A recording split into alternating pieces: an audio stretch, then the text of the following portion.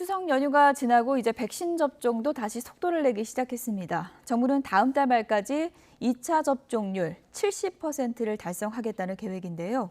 미접종자에게는 추가 접종 기회를 주고 있습니다. 현장에 취재 기자가 나가 있습니다. 홍민기 기자.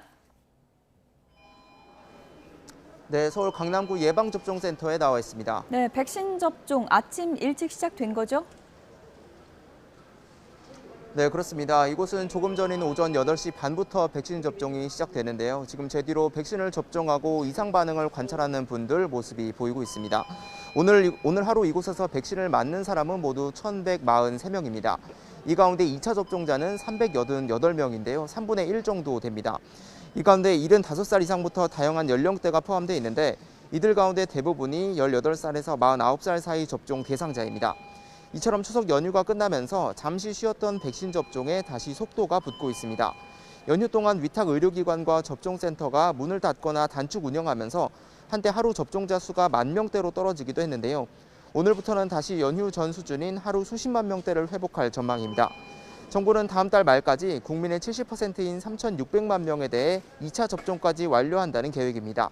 앞서 방역당국은 성인 80% 이상, 고령층의 경우 90% 이상이 접종을 마치는 것을 집단 면역 형성 조건으로 제시했는데요. 하지만 이 목표를 달성하려면 미접종자, 그러니까 백신을 예약하지 않는 사람들의 참여를 끌어내는 것이 관건입니다. 만 18세 이상 미접종자는 550만 명에 달하는 것으로 추산되는데요. 정부는 지난 18일부터 오는 30일까지 이들에게 백신 예약 기회를 한 번 더 줬습니다. 또 영국에서 추가 확보한 화이자 백신 100만 회분도 미접종자와 40대 이하 2차 접종에 활용할 계획입니다.